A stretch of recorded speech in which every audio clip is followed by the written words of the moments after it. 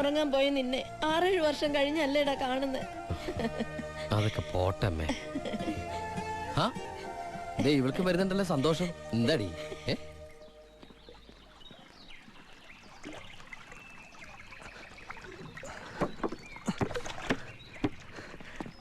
ഉണ്ണിയേട്ടൻ വന്നു.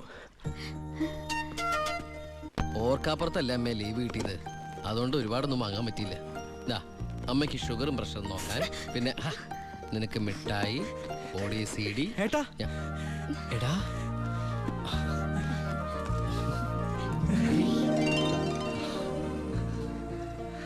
എന്റെ അമ്മോ, ഇവനെ കണ്ടാലിപ്പോ എന്റെ ഏട്ടനെന്ന് പറയൂലോ അമ്മേ. ഇത് പഴയ അളവാ, നിനക്ക് പാകാവൂന്നറിയില്ല.